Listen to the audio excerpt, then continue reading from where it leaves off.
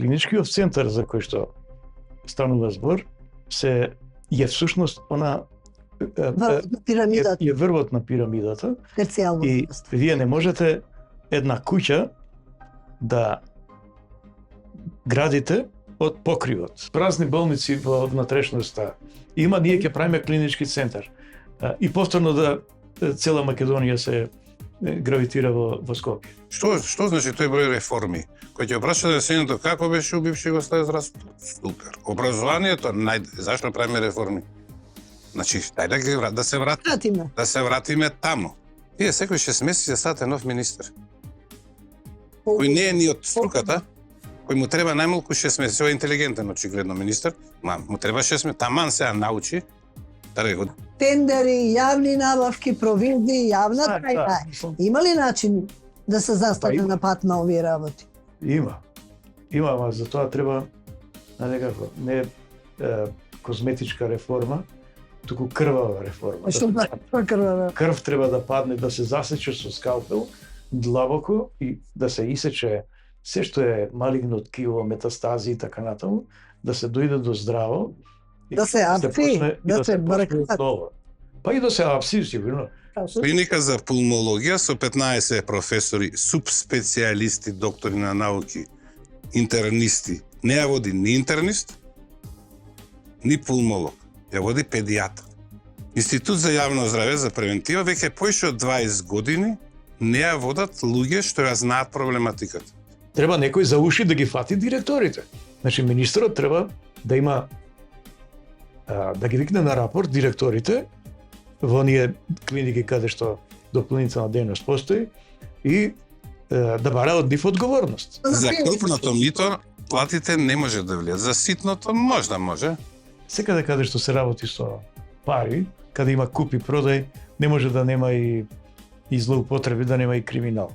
Работата е како да се сведе на минимум. Значи оваа власт и таа претходна за здравството им е последна дупка на шупелката.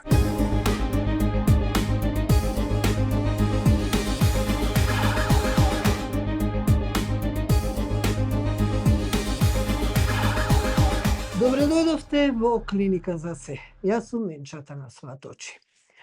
Нов клинички центар, дигитализација, реформи, подобри услуги за пациентите. Ветувања слушаме со години, а проблемите остануваат исти.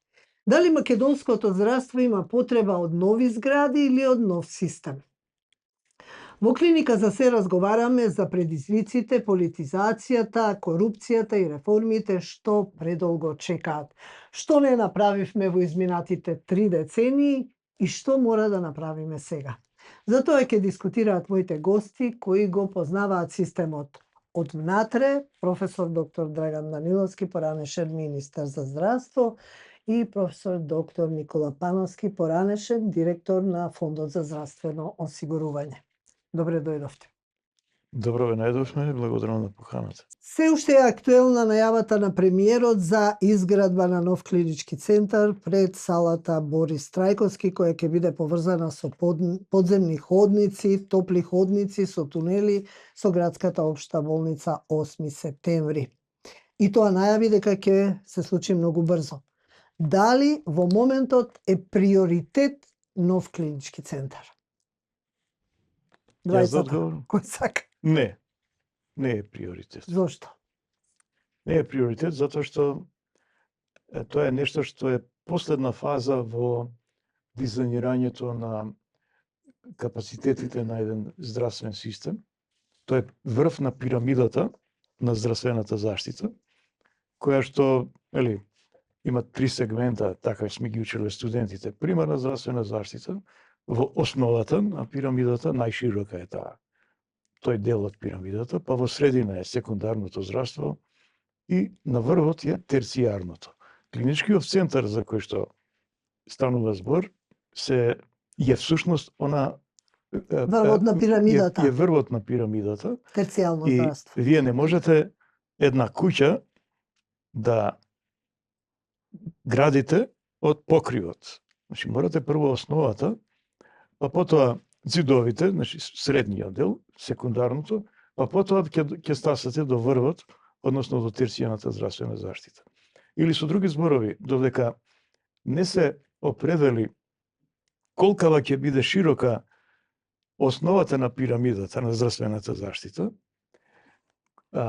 колку ќе остане за средниот дел, и откако сето тоа ќе се земе предвид, дури тогаш ќе биде исчистен, јасен, определен обемот на работа кој што ќе остане за терцијарното ниво на здравствена заштита. Тој обем на работа треба да биде резервиран, тој капацитет треба да биде резервиран за најкомплицираните интервенции, Така. а не онака како што сега тоа функционира, се пружат услуги од примерно до преку секундарно здравје. Така, ќе дојдеме и до тоа. Многу ретко Ако утре го изградиме најмодерниот клинички центар, најсофистицираниот, дали ќе ги решиме проблемите Колку со треба да биде? кадарот, организација, листи на чекање, политизација, одговорноста? Дали ќе Бидејќи решиме нема да се го со тоа? изградиме, да не си го трошиме времето, бидејќи ние сме од 35 години, 40 здравство. На 45 со студени Знаете сите точно работи. 50.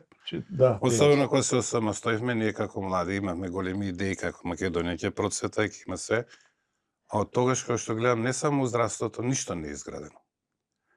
Некои патишта, многу згради, кои се 90% Болницата во празни. Кичево 37 30, години. да, само се клиниката гради. за гинекологија, тоаш бев директор на фондот, некако со тешки маки успеавме да изградиме болницата во Штип. Значи, не само во здравство, капитални објекти, ние немаме. Автобуската станица на Ристо Пенов не е најголем капитален објект у Скопје. Не може да ми текне на нешто друго што е направено. Дури пред 10 години, кога бев на работа, доаѓа италијани, доаѓа англичани, британци, дури се гледаше кој во која канцеларија ќе биде, па млади ве гледаат, па некои се караат, ја оде. Викам, дали сте нормални?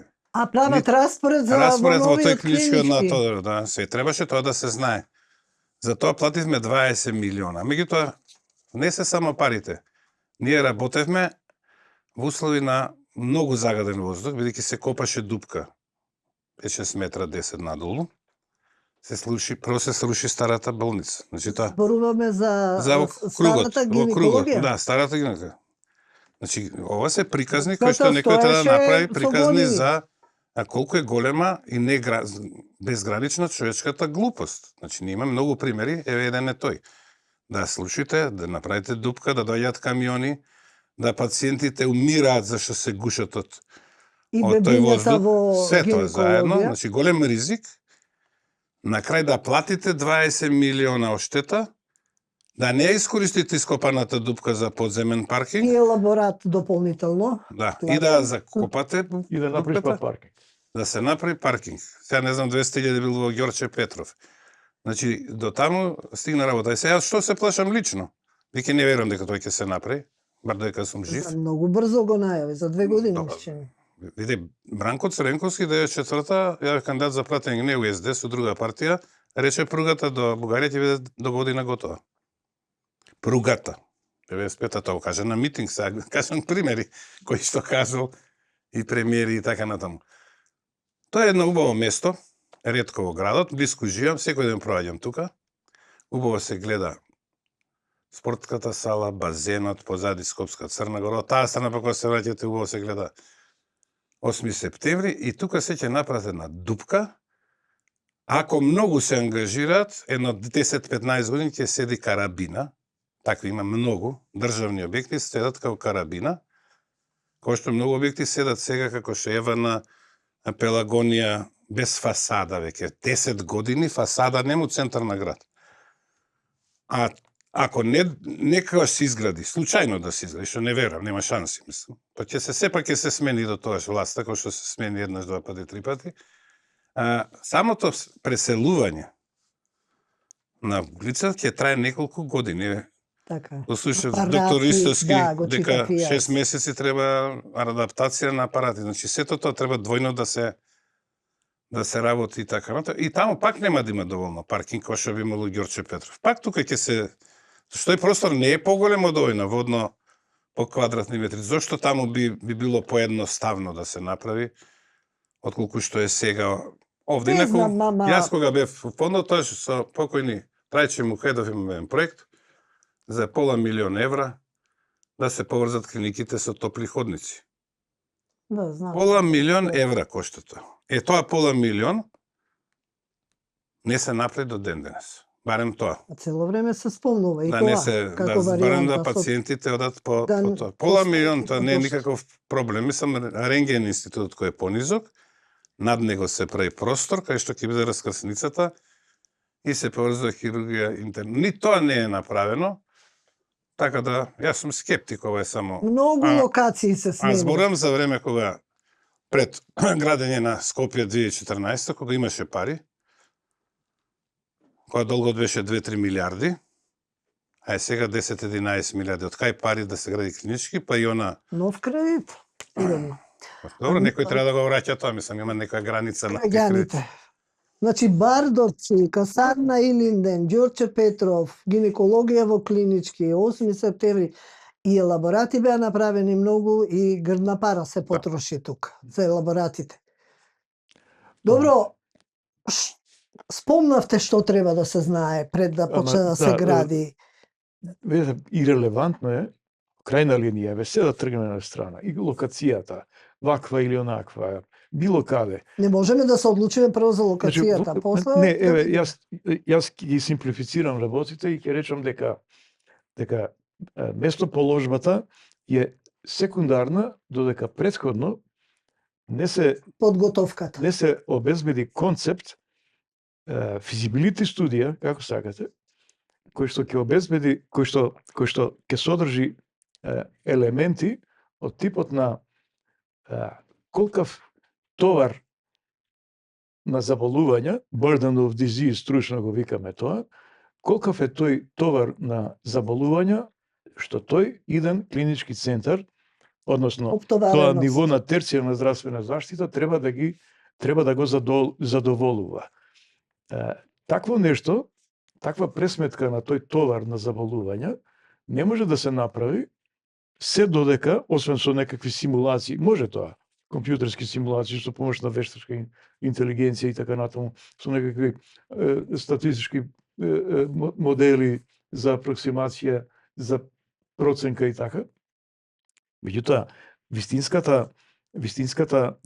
вистината е во тоа дека претходно треба примарната здравствена заштита максимално да се оснажи, а секундарната, еве сега празни болници во внатрешноста. Има, ние ќе правиме клинички центар. И повторно да цела Македонија се гравитира во Скопје. Значи, додека не се реши примарна здравствена заштита, додека не се реши секундарна здравствена заштита, додека не пројде време да се види колкав дел од сегашниот товар на заболувања, и се знае точно колку на годишно ниво заболуваат, значи колкав е товарот од разни ентитети, од разни заболувања. Додека не се види колкав дел ќе се растерети во примарната здравствена заштита, има некои процени дека најмалку 70 до 80% од сите здравствени проблеми можат да се решаваат на ниво на примарна здравствена заштита.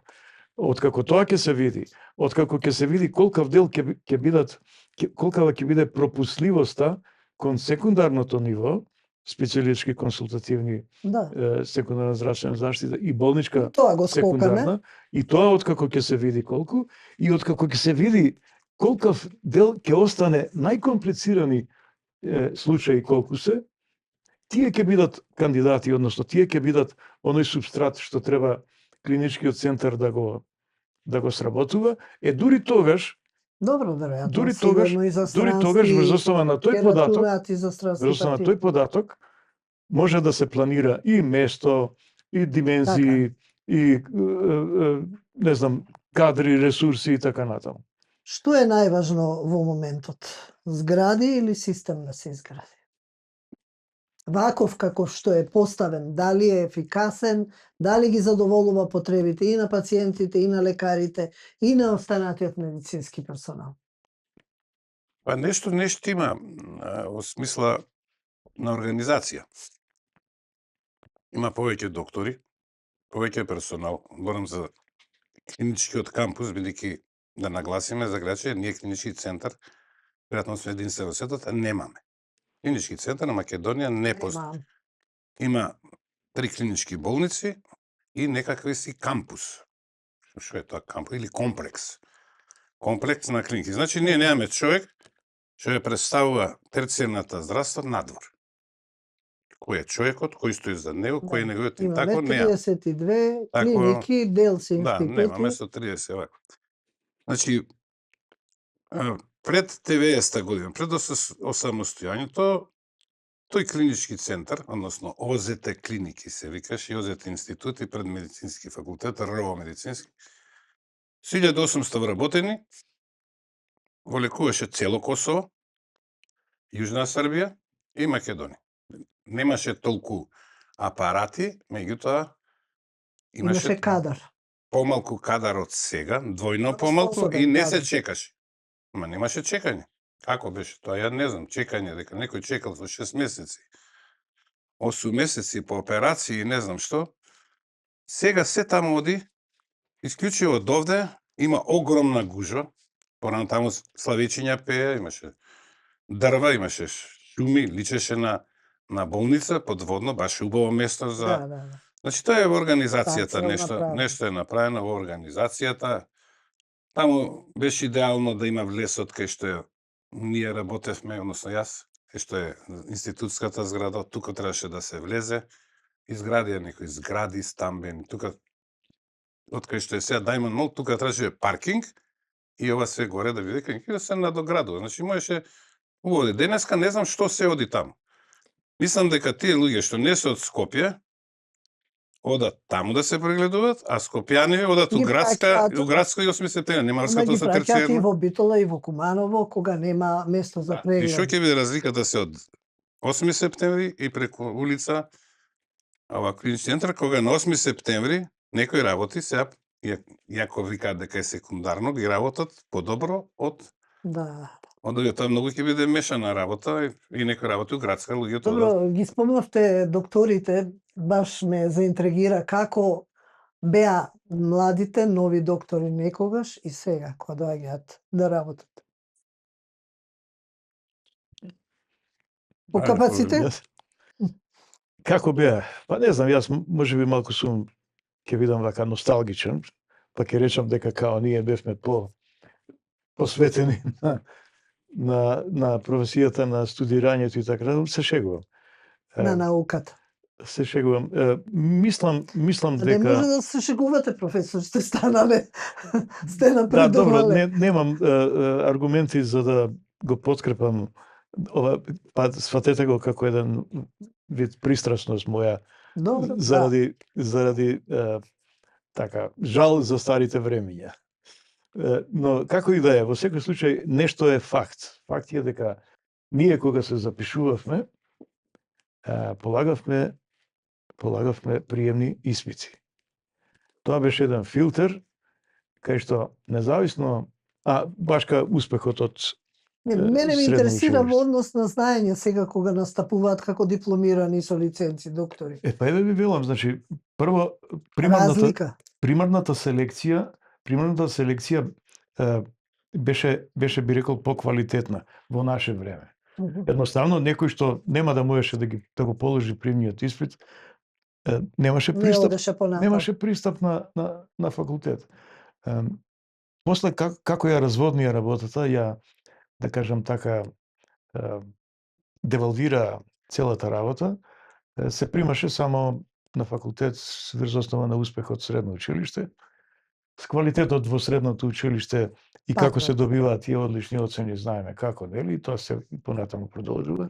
Така што примарната селекција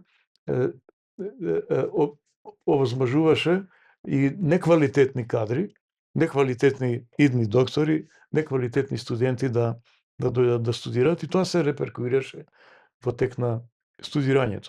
Автоматски полош успех покажува и така натаму. Да не зборувам дека да не биде само нели субстратот на работа на факултетот, да го спомнам студентите, претпоставувам дека со време малку се урнаа и критериумите во напредувањето, во создавањето на кадри, што требаше да ги едуцираат тие студенти. Се почесто се разводнија некои критериуми во врска со напредување на медицинскиот факултет, барем во Скопје.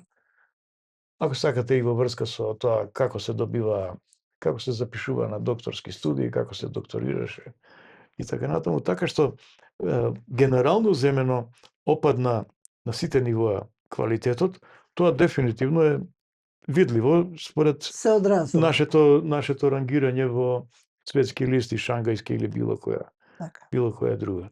Ако нешто, да дополнам ова што го кажа. Ајде. Значи 73-та кога се запишав, Драган мислам една година пред мене, имаше 11 скроз одлични кои се јавија. 11 кои не полагаа приемен. Ја полагав приемен и бев 16 рангиран. Со тие оценија што ги имав од гимназија, имав 2-3 четврки. Ја денеска, иако ме рачунаат така за интелигентен и амбициозен, немаше да се запишам. Ќе требаше уште тип додам. Значи, реално ако ме оценувале, и денеска сите се скроз одлични. Вие со 2 четврки не можете да се запишете. Од тие скроз одлични, кои ги прашате, да не кажем што, они не знаат многу работи. И главното промена и кај нас, и понатаму што проложи, особено со новиве факултети, беше практичната работа. Значи, првата генерација, иако немали услови, они сечеле лешеви. Секој по 100 лешеви пред обдукција. Кој неќел, паѓал месец, теготана, не може да те провлекуваш. Значи, цело време биле на факултет, работеле, уште како студенти, демонстратори. Ние кога дојдовме, како дека сме виделе обдукции, не сме сечеле сами, меѓутоа сме видели сигурно на 10, 20, 50 обдукции. 10 дена спиевме на клиника за гинекологија. 10 души. Интернат? 10 души имаше посебна задолжителен интернат од 15 дена. Значи целата година најмалку 10 студенти имате таму на располагање да учат и да помогнат.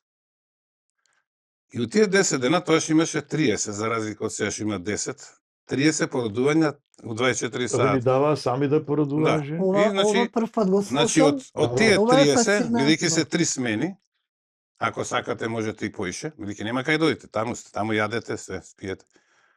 Значи, од 10, најмалку 10 породувања, сакале неќеле, ќе присутствувате пута 10, 100 породувања. И сега имате денешни овако, кои може би виделе породување, не, во Скопје, и други кои ништо не виделе. И тој што ништо не видел, почне да специализира гинекологија, акушерство. Ја не знам дали почна и хирургија да специализира. Значи, тоа се тие работи кои практиката ја нема. Меѓутоа, што е разликата, што има многу добри студенти и послаби студенти, како и секогаш. По наше време студирањето беше на тие екстремно добрите се гледа, бидејќи има и оцени и така натаму, меѓутоа имаше многу врските лесно проаѓа. Имаш 28 испити. Па ти врска и си положил интерна. Некој ти пишал оцена. Сега треба да полагаш околу 10 до 15 колоквиуми по интерна. Сега е направено да сите над минимум. Ова е лош систем за тие што се надпросечни, да кажам, за да ги бутне и другите и не тешко може да се оцени што е подобро. Сега треба да се види, пачка медицината е различна од тогаш до сега. Нормално дека ние сме поромантични за тие времиња. И поквалитетни. И кога нема имало вежби, седеле таму, сакаш да останеш на факултет, светлата гореле до 7 вечер, сега дојдете, ќе се уплашите таму, жив човек нема. Значи, кај што има 500 студенти во еден кампус, вие после 4 сат нема живо пиле кучиња само. А студентите таму треба да седат, да им е кејф да работат, да ги пуштат, да оперираат, да гледаат. Тоа беше порано. Добро, одиме со рубрика Совети.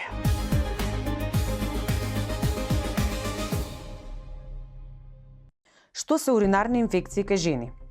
Уринарните инфекции представуваат воспалителен процес кој што настанува со навлегување на патогени микроорганизми во урогениталниот тракт.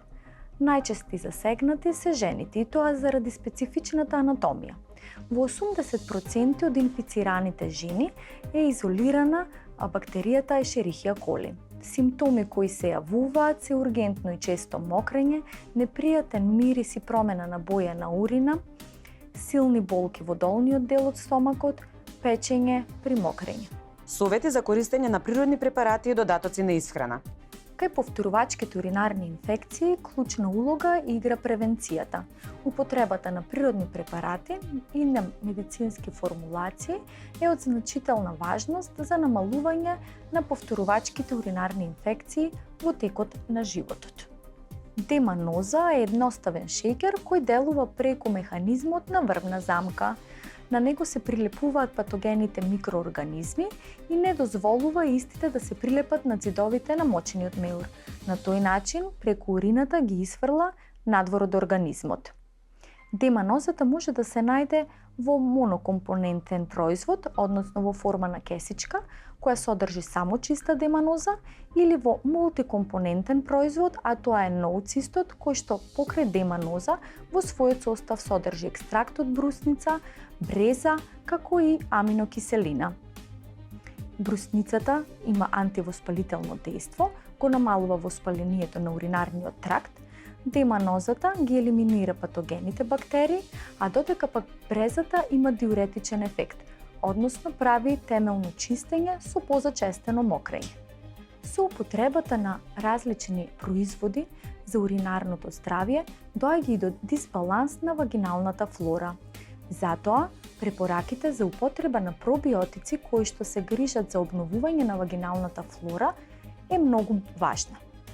Провен кранбери, освен високи пробиотски култури во различити соеви, содржи и екстракт од брусница.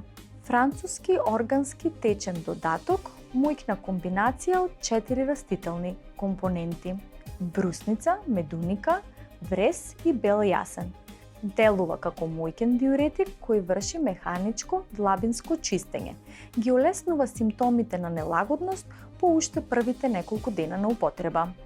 Комфорт уринаре на Супер Диет е одлично решение за уринарните инфекции. Како најбрзо да ги олесниме симптомите на уринарни инфекции?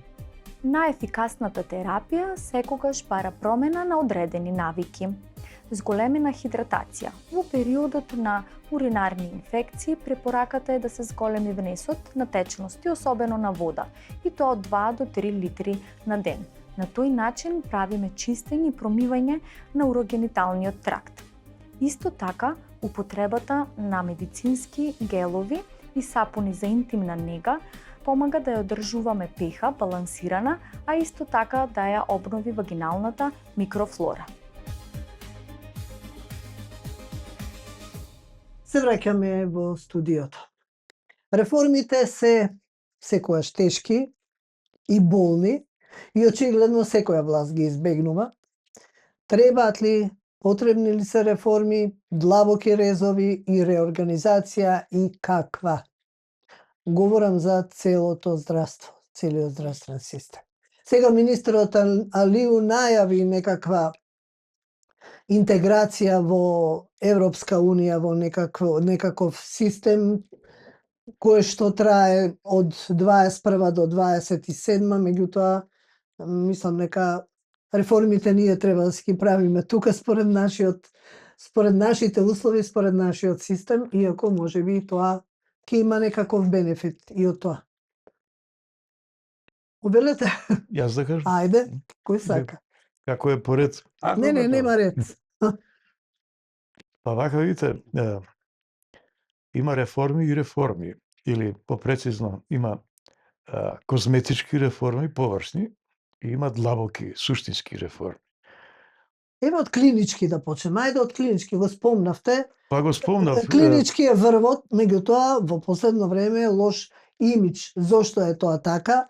Не знам. Каде му е местото на тоа терцијално здравство? Како треба да бидат организирани болниците во внатрешноста? Како треба 8 септември градската општа хируршка болница? Да, јас кажав, пак ќе повторам во најкратки црти. Примарно, знаеме, да. Не можете вие од покривот на една градба, на една куќа да почнете со нејзиното зидање. Значи морате да ставите прво темели, па на тие темели да ставите, не знам, зидови, конструкции разни и покривот на крај. Мора да се почне со ред. Примерната здравствена заштита е темелот на здравствениот систем и таму треба, и таа е најевтина.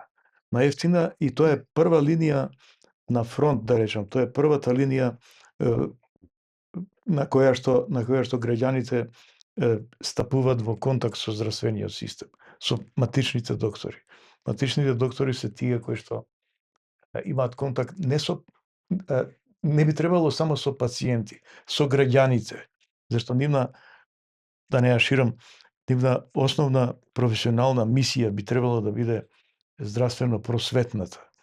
Здравите граѓани да ги едуцираат, да ги просветат, да умеат сами да си го заштитат здравјето. И затоа тоа ниво примарното е најевтино, зашто ако докторот матичниот успее во својата просветителска едукативна мисија, капитација има, пак се без разлика што се помалку ќе се регрутираат пациенти за повисоките нивоа на здравствена заштита. И тоа така како што ќе оди понатаму. Значи, примерните доктори треба да бидат она што го викаат gatekeepers, чувари на портите кон повисоките нивоа на здравствена заштита.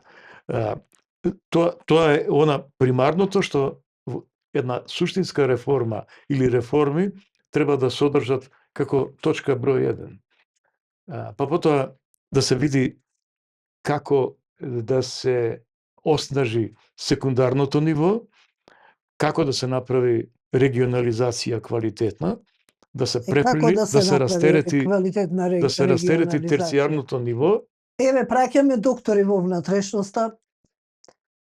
Не знам, некако и не се чувствува баш таа промена. Се уште праќаат пациенти во 8 септември, се уште праќаат тоа е веќе ствар на примена и почитување на принцип на отчетност и одговорност. Ако вие сакате да имате... И на знаење, веројатно.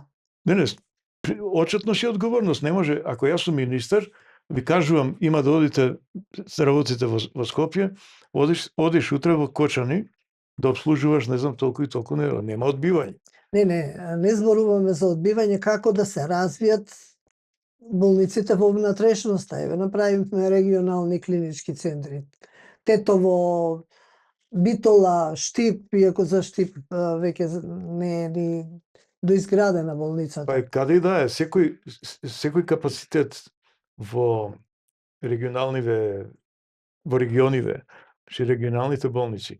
Исто така мора, како што кажав премалку за клиничкиот центар, дека мора да се димензионира според потребите, според товарот на заболувања, така и регионалните болници. Не можете вие да правите пирамиди огромни со да кажеме со 500 пациенти не годишно. Значи мора и таму да постои еден претходен план, проценка колкав ќе биде товарот, според демографските карактеристики, според товарот на заболување на годишно ниво, колкава болница е потребна, колку кадри се потребни, колку опрема е потребна, каква инфраструктура е потребна. Дали е потребна 10-катна зграда за болницата во Штип, карикирам, или е потребна само 3 спрата. Колку доктори се потребни. За сето тоа постои начин, механизам да се пресмета и точно да се димензионира. И во целата работа ништо не може да се постигне ако претходно, пред било што да се преземе, ако претходно не се дизајнира стратегија за развој на здравство. Ете, тоа ве прашав пред малку, ама некако се избегна. Да. Дали згради или систем? Значи, ако дали нема систем, треба да биде стратегијата која што треба да се почитува? Ако нема стратегија, џабе би се зградите, тоа се мртви зидови. Стратегијата што подразбира? Подразбира 10 годишен план некој. Ама правиме такви стратегии, ама очигледно не се почитуваат. Значи теоретски е така, тоа се вратиме практично. Што значи тој број реформи? Кој ќе прашува населението како беше у бивши Југославија здравството? Супер. Образованието зашто правиме реформи? Значи, тај да се вратиме. Да се вратиме таму. Ако било најдобро. Или било подобро од сега. Што значи тој збор реформи? Дека ќе кажете во стратегијата 2007 и вашата власт на ВМРО 2007 ќе ја усвои и ќе му тегне на премиерот, бидејќи некој му рекол, ја да ти кажам, и ќе растури клинички центар, а во стратегијата пише дека на Македонија треба еден клинички центар. Во стратегијата пише на Македонија треба еден медицински факултет државен. Направа 3. Отчетност никаква, народот се побудале, гласаа. И треба у секое село универзитети, 500 универзитети. Народот се одушеви. Значи, тоа се реформи. Значи, реформите одат наназад. Ја не знам што значи тој реформи, само се употребува. А во здравство сега, последниве години особено, 5-6, вие секој 6 месеци ставате нов министер. Кој не е ни од струката, кој му треба најмалку 6 месеци, ова е интелигентен очигледно министер, му треба 6 месеци, таман сега научи, да имате Фатмир Меджити, не, Фатмир почна на година имаше, сакаше се докаже човекот, не, колегата, кумот, Таравари пак да биде, еднаш им избега по 2 месеци, пак оста, пак им избега. Значи, оваа власт, и таа претходна, за здравството им е последна дупка на шупелката и ништо нема од реформи, бидејќи основните работи. Он ќе дојде сега, ја дигитализација ќе право, нема никаква стратегија и сега има, нели, од 21 до 30, која знае, која спомнува. И вака ќе му текне, например, да правиме ние клинички, што сега? Ова да правиме. Инаку, ова што го кажува Даган, сега овој министр вика, сега ќе видиме што имаме, какви апарати имаме. Ние ги броевме 100 пати апарати. Избореа, ни се знаат. 5 минути работа се знаа, ама он ќе каже кога сега ќе ги броиме, па кадар ќе ако да не знаат. Има забораваме. Цели служби имаат таму. И кадровската политика, која не постоела 50-тите години, преке ставеле некој што е сомнителна особа, а стручен, комунистите тогашни, кои имало дури диктатура на пролетаријатот, ама гледале далекосежно, дај да ставиме ние авторитет, што ќе развие хирургијата, што ќе развие гинекологијата. Тие сите избегале од таму, бидејќи не биле баш политички подобни. Така, ги носеле на... А ние од 2024 и претходно имаме директори, раководители, шефови на стручни комисии, кои не се специјалисти по областта што раководат. Тоа е невидена работа. Да кажем примери. Клиника за пулмологија со 15 професори, субспецијалисти, доктори на науки, интернисти. Не ја води ни интернист, ни пулмолог. Ја води педијатар. Најзначајна установа во нашата земја, Институт за јавно здраве за превентива, веќе поише од 20 години не ја водат луѓе што ја знаат проблематиката. Хирузи и сега стоматолог. 20 години. Таму натре работат професори. Некои се познати надвор од светов, од држава. Ја знаат проблематика. Што мислите, вработените добиваат мотив да работат на клиника за пулмологија? Или физикална медицина ја држи не знам кој? И се сите 100 специјалисти од држава. Тоа е политизација во здравството. Ова више не е политизација, ова е нешто нека стаат од нивната партија, човек што е адекватен, да. Значи, кај нас терцијарното здравство, бар порано. Ја спомнав клиника за пулмологија. Тој што ја води таа, Сдруженијето, македонско ги држи болниците, ги обучува, ги прави. Ова сега кој ќе ставите некој кој не е меѓу првите 50, кој не е воопшто од нивната струка, се распаѓа. Прво тие одат на работа ради реда. Задоволство. Но што одат на работа гледаат како да се излезат, нема веќе ентузијазам, се губи. И ние зборуваме, и овие сега пак ќе ставиле нов министр. Многу нов или некој што претходно бил, па сега ќе продолжи. Така да со здравството ние џабе си го трошиме. Муабетот имаме а што се специјализација имаме 20 и не знам колку пластични хирузи, а веројатно требаат 5 до 6. А немаме, не знам, анестезиологи. Зашто? Зашто детето сакало тоа да специализира. Потишо на приватна специализација И го добил тоа што Па со сакал.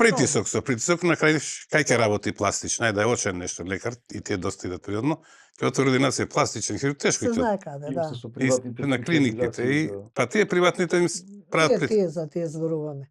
Да, ова е Значи се ова што кажа Даган се знае, ама се фрла на страна или не ќе да се знае или ној се ја ќе правам. Што е направено од знаеме друга се. страна пак здравството е златна кокошка и вие сте го спомнували и ја у мои колумни на вистина. Тендери, јавни набавки, провизии, јавна тајна. Има ли начин да се застане на пат на овие работи? Има, ама за тоа треба не козметичка реформа, туку крвава реформа. Што значи тоа крвава? Крв треба да падне, да се засече со скалпел длабоко и да се исече се што е малигно ткиво, метастази и така натаму, да се дојде до здраво, да се апси, да се бркаат. Па и да се апси, сигурно. Меѓу другото, што сакам да кажам, се додека здравството има статус на сираче или последна дупка на свирал на кавалот, последна рупа на свирали, викат србите. За секоја власт што била од последните 30 години, јас никош не сум видел да речеме на сајтот на ниједна влада здравството да спаѓа во приоритетните ресори. Никогаш здравството не било приоритет. Зошто не било? Можеме да нагаѓаме. Има и за тоа, ама немаме време да го било приоритет кој требало да се набавува опрема, да се земаат провизии. Приоритет, иако за секоја влада би требало здравјето на граѓанинот да биде примарно нешто, примарен интерес, затоа што здрав граѓанин, здрав народ, значи и здрава економија, значи помалку боледување, значи поголема работоспособност и така натаму. Меѓутоа некому тоа не му допира до некои мозочни вилги и затоа мислам дека ако било каква реформа, ако оди како збир на преземени мерки, множество на преземени мерки. Еве ќе правиме дигитализација, ќе правиме, не знам, планирање на инфраструктура, ќе правиме вака, ќе се поврзуваме. Ќе правиме патека за пациентите од примарно до терцијарно ниво.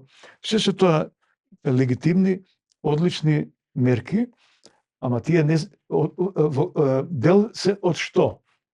Тие мора да бидат дел од некој општ процес на реформирање, кој што јас кажав, да бидат да се почне од базата, па да се тргне кон покривот, кон терцијарното ниво. Како да застанеме на пат на овие работи?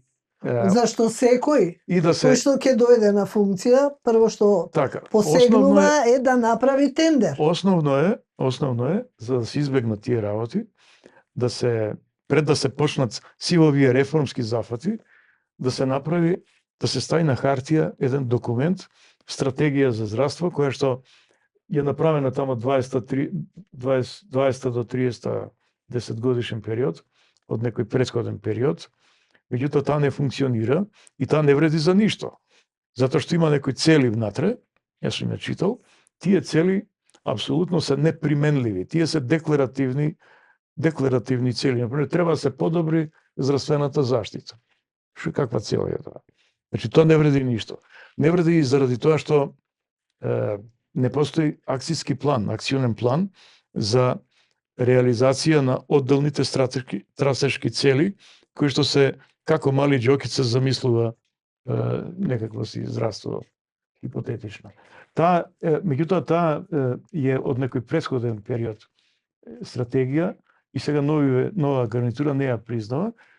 Секогаш е така. Нова нека направат, ама таа нова стратегија мора да биде донесена на ниво на собрание после претходна широка јавна расправа на сите нивоа, на ниво на универзитет, на ниво на заинтересирани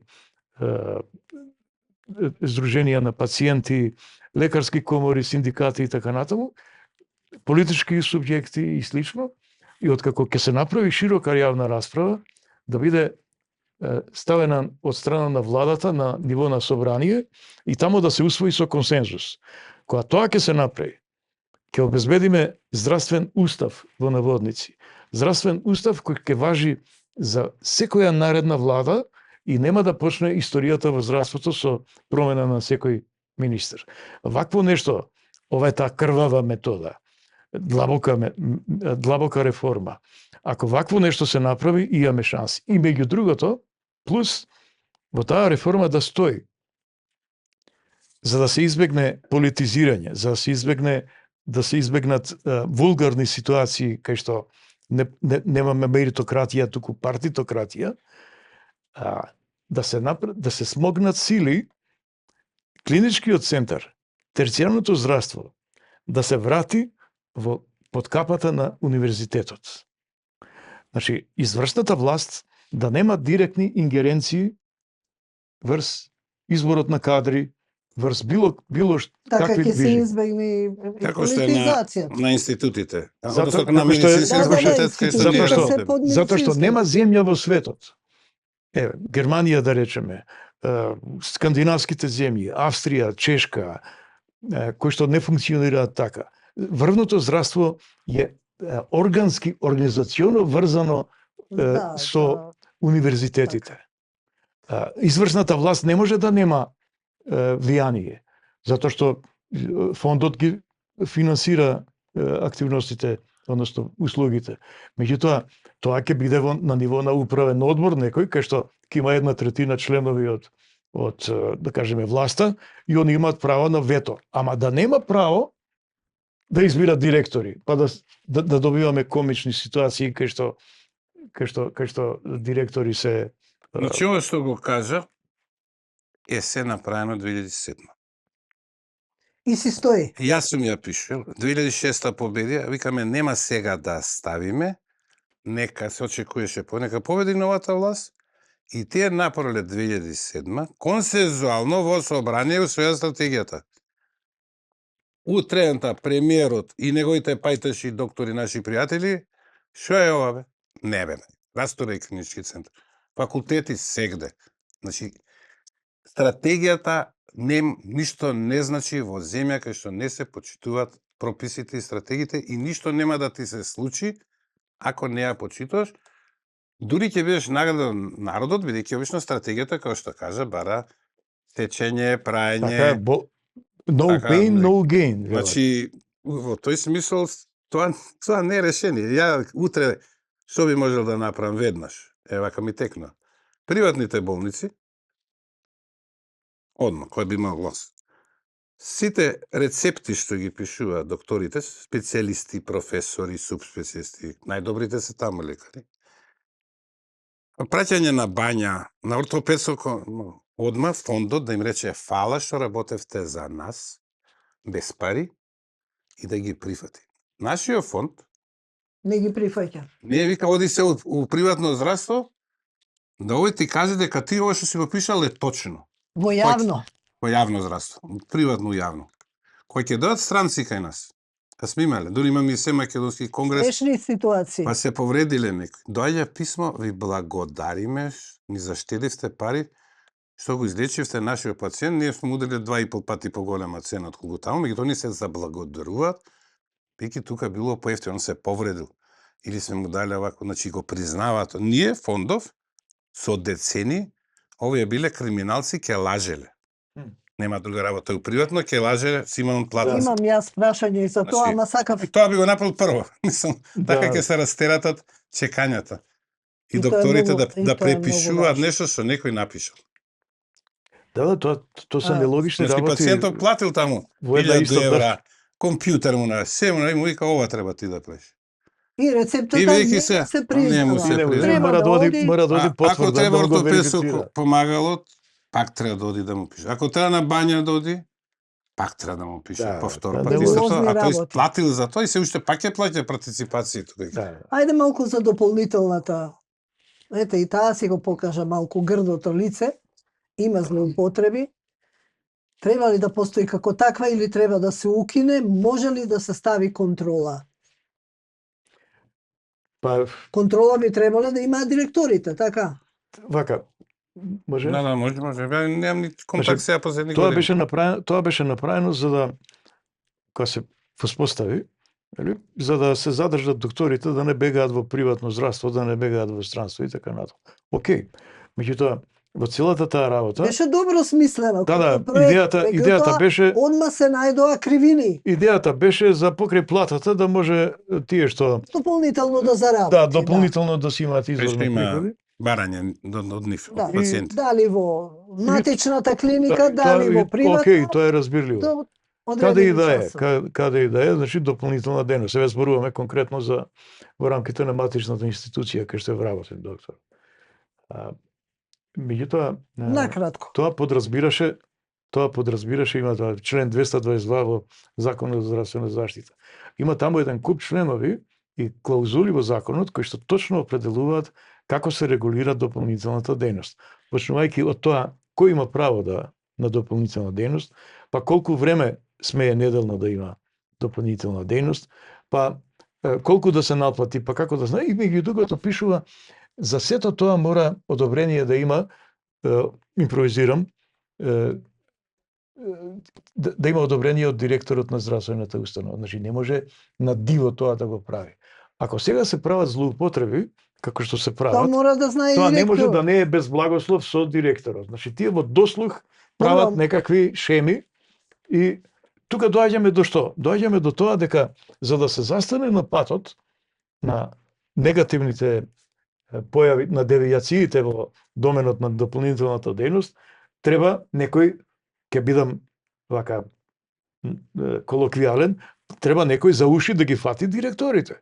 Значи министерот треба да има да ги викне на рапорт директорите во оние клиники каде што дополнителна дејност постои и да бара од нив одговорност за одредени девијантни појави во врска со одредени вработени. Се додека тој принцип на Добро, еве ги викна, па сега ќе ги вратат парите, нели? Ама се додека Како се тоа додека така? Тоа е принципот на кривично дело. се додека принципот на одговорност и очерност не профункционира, вклучително и санкции строги и за директорите и за оние што се директни учесници во злоупотребата, се додека такво нешто не профункционира, ние буквално комотно можеме да изгасиме Ставиме светло. клуч. Да изгасиме светло. Корупцијата толку присутна и толку нормално прифатена. Од двете страни и од пациентите. Има ли решение за ова? Нема. Платите се покачија Се доста, покачија. меѓутоа тие не влијаат на тој што веќе почнал. Тој што почнал Веројатно да е моменталниот не земал склоп. 2000 евра месечно, земал 10.000. Сега него фактички му намалуете за 5 пати платата. Не се откажете. Мислам, ако веќе со години земал 10.000, спекулирам месечно, и сега вие му викате се од 1000, ќе име 2000. Он е научил со 10.000 да живее. Инвестирал негде, правил. Да, Како беше му го скинеш чешмиџето сега ти. А пациентот да заврши побрзо на времето работа добие се едно согласува. дечко отказ умак Петрол го фатија како краде бензин, мајка му дае на работни часовето се сеќа. Вика бе сајто куќа градише 3 месеци барем. А сред го фативте. Значи кој ќе почнете инвестиции така да тука Нема за запирање. крупното мито платите не може да влијат. За ситното можда може. Така да треба и санкции, меѓутоа нешто што е заедничко. Нешто што е заедничко тешко се решава. Ние сме имале образование поише работиме. Имаше еден човек ти плати за специјалистички на времето. Не сум ја бил професор, тоа сум бил записничар на специјалистички. Му ги обележаа парите полицајците и ќе ги носи кај професоров. И на сред пат му текна, човекот имаше 55-6 години, лаборант работе. Се враќа кај нив, вика, а испитов ќе ми се признаеме, да ми го поништат, вика. Па ќе ја фатите ви, дали? А тоа ние не знаеме. Не знаете? Мрше ви парите. И си дам, викам, мој пари. Да на што? Значи, полицајите вика, како да ти го признаеме се. Па затоа ви Така да и викам, тоа. у менталниот склоп, кога зборувавме телефонски со професорот, он смешно, ама баш така, вика, ќе треба сите изгледа ние да умреме, после неколку генерации да поминат, па да се едуцираат новите генерации, па да имаме Ама менталниот склоп треба да се нова смени кај сите нас. Менталниот склоп ние, нека би биде простано, ние имаме коруптивен склоп на размислување, устројство, некој мајндсет, таков, не сите секако, ама во огромно множество, и кај, не само кај докторите, туку сите што се на одредени места, во одредени ресори во секаде во сите сфери, меѓутоа ние говориме за здравство. Тој мајндсет, тоа ментално устројство, за жал, е карактеристично и за обичниот човек. Прашуваат, колку треба да пријател мој ме прашува, сум му направил, не знам, сум му закажал кај пријател да го на консултации за некој здравствен проблем, и ми вика колку треба да му однесам, колку да го честам. И ја го гледам, не ми се верува. Да, така. Тоа е таквиот тој не е сигурен дека ќе добие тоа што дека треба, ќе биде квалитетно прегледан ако не отиде. Имаше еден вика, абе, ама се ја тебе ти го докторе, абе, ти го праќам. ти не си за операција, вика. Абе, ја ти платам, па ти не ме опериш. На таму пари и не ме опериш. Ама може и поевтино ќе го фати. Да биде сигурен дека не е, дали. Може и поевтино ќе го фати у јавно здравство односно. Да, митото со приватното има логика сега, ако добриот доктор тупло поевтино ги работи у јавно, отколку Тоа. во приватно полесно. Меѓутоа, мислам дека е намалено. Не е како што беше, бидејќи доста луѓе се во приватното здравство. Луѓето може таму да се ја најдат. Да се ја најдат услугата. Прометот е помал нормално, бидејќи главните луѓе се оперираат во овие приватните две-три болници, колку што се, мислам. И многу битен момент сега дека спомна. И платите имаат влијание. Она карикира за тие да се накас, многу што. Доста им се спомна накача. приватно здравство. Ние И никаде не нема говориме за сите, Секако.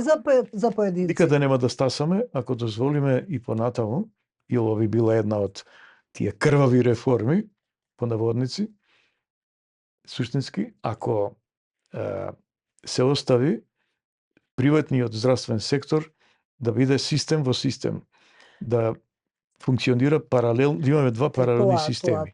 Тоа не може така. Значи, ако би се обезбедило Фондот за здравствено осигурување, еве еден нека биде, немаме време да дискутираме за евентуално плурализам во осигурувањето. Јас сакам да најавам совети, па одиме на фондот, се префрламе.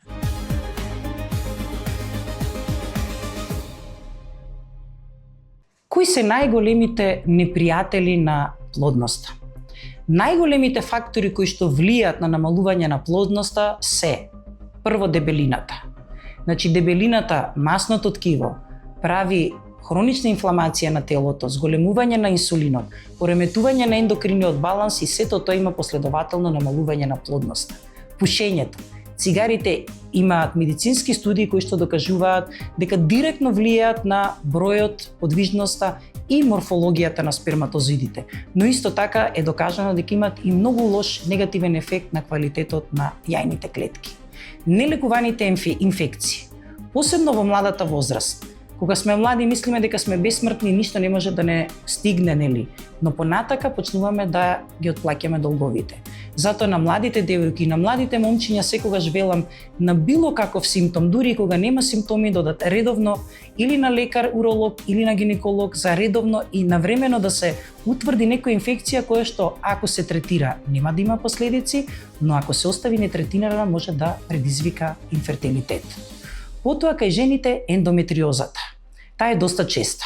Се појавува обично околу 19-та, 20-та година со клиничка слика, тоест болки при менструација, после завршување на менструација и болки при односи. При такви симптоми треба да се посети гинеколог за да се види на ултразвук дали има ендометриоза или да се направат и одредени испитувања од крв кои што ќе ја потврдат дијагнозата или ќе ја отфрлат дијагнозата и ќе се превземе терапија што ќе ја штити жената, односно ќе ја држи под контрола ендометриозата, тоест растот на ендометриозата во малата карлица. И последно, како последен фактор што има улога на намалување на на плодноста е во суштина одложувањето на бременоста во подоцнежните години. Тоа е најголем непријател. Не можеме да го контролираме животот, не можеме нели се да биде идеално пред да се одлучиме за бременост. Треба да размислуваме дека биологијата е нашиот најголем критичар и најголем и најмногу не дискриминира, но за жал не можеме да ја победиме и да ја контролираме. Можеме да влијаеме малце за подобрување на квалитетот, но треба да размислуваме за бременост во пораните 20 или рани 30 години.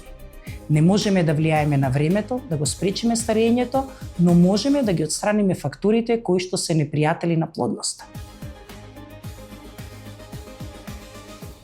Се враќаме повторно во студиото. Значи, каде е фондот на мапата во однос јавно-приватно здравство? Па е го директор. Ајде, бевте Добро, директор на едното го фондот. кажав што веднаш треба да се направи. За овие приватни, не мора да имаат договор, ти имаат лиценца и се признати, не мора да имаат договор со фондот.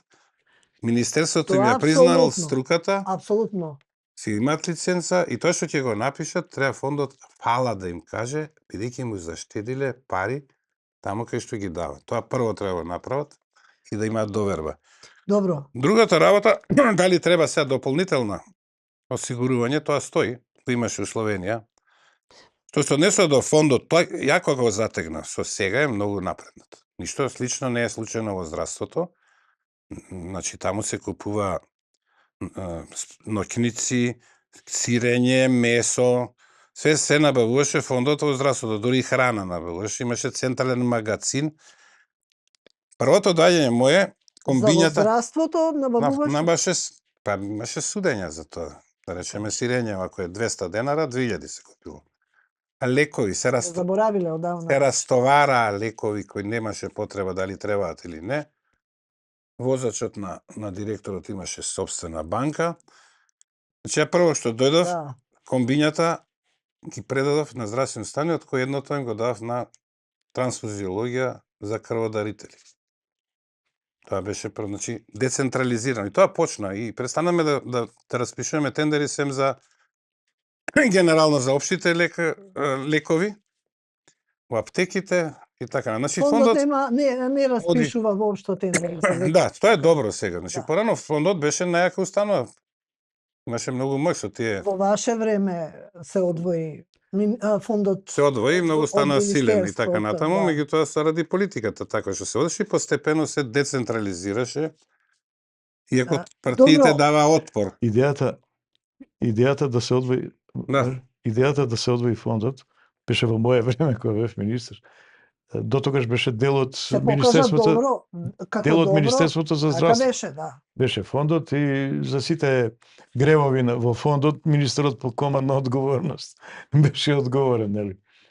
И имаше мешање на политика. Сега идејата за одвоен фонд за здравствено осигурување, како посебна владина агенција надвор од министерството, идејата беше за да се деполитизира, ако е можно, со тоа што во управниот одбор, со тоа што ќе почне да функционира како осигурителна компанија, ќе ги плаќа, ќе ги купува услугите за своите, за оние кои што ги плаќаат, ги Здравствените даваат услуги, придонесите. да. Ма имаше и апсени тогаш, така?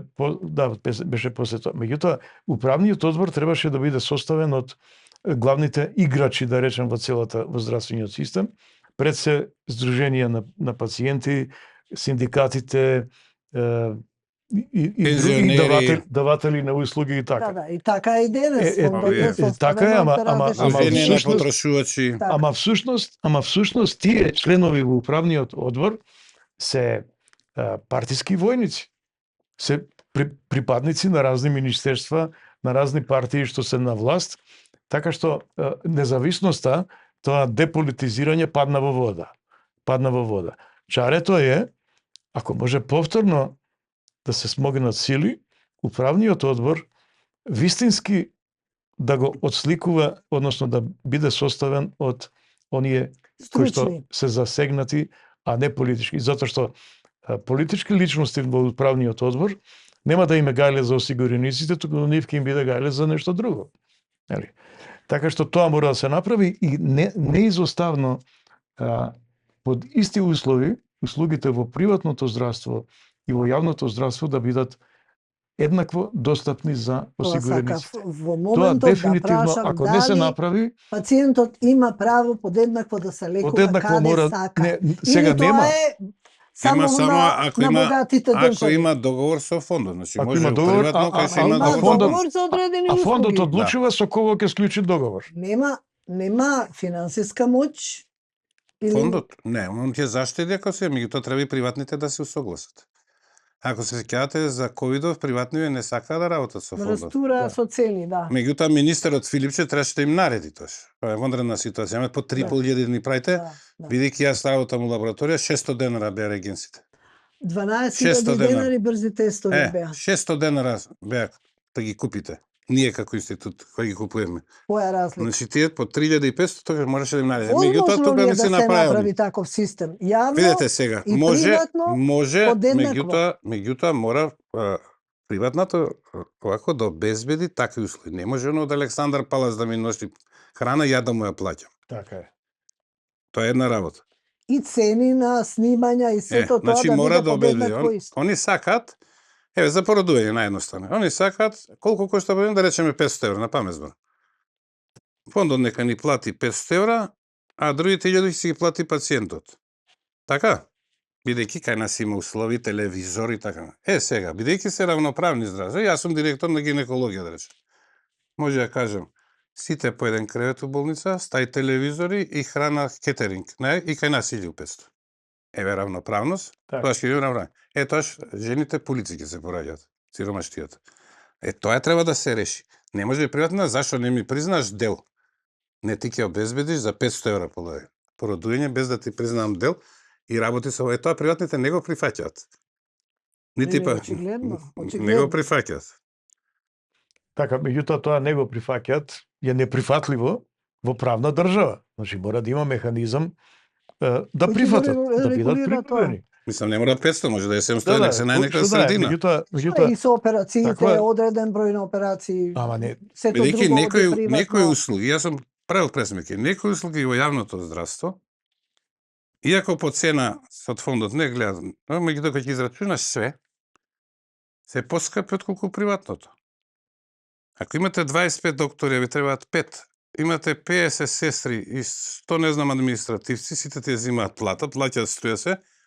Услугите што ги направиле, кои ќе ги поделите со буџетот на болницата, се поскапи отколку приватното кај што кошта 3000 евро операција. Бидејќи овде кошта многу повише, бидејќи треба, ако има мал број на операција. Тоа многу се случува во натрешноста, кај што имате породилишта, акушерства, сега да не спомнам градови, кај што има гинеколог и акушерки, а нема ни еден породил.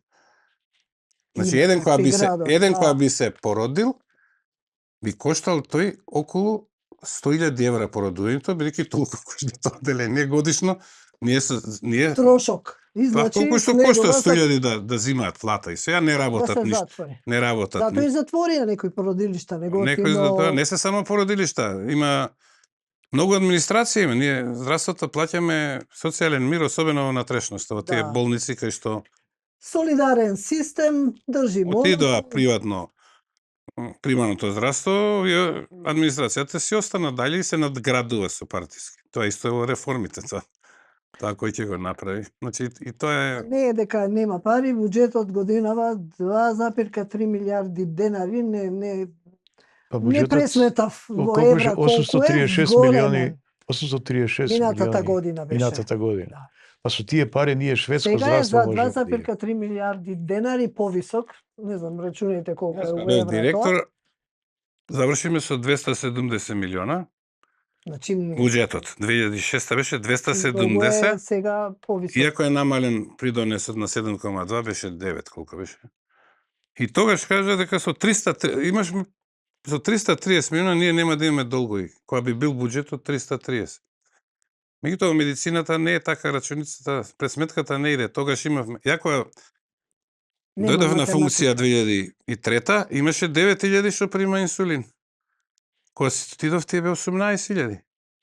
Сега се преку Исто 40.000. со онколошките болни Значи, и така натаму и татам. Се тоа разне биолошката терапија и условни многу буџети, други. да. Овие нови апарати, па не знам што пола не работат, меѓутоа си ги Некаде колку платил. 400.000 диабетичари имаме во Македонија. Не, зборам колку примаат А, инсулин за да го инсулините, тој можам да, да го да, израчунам, не ги зборам другите трошоци. Инаку Само во за врска инсулин. со во врска ми текна вака ван контекст во врска со таа стратегија и еве диабетес се спомна и така натаму. Значи структурата на товарот на заболувањето, на тој burden of disease е динамична категорија, се менува. Не е исто пред 20 Така, години да, и сега.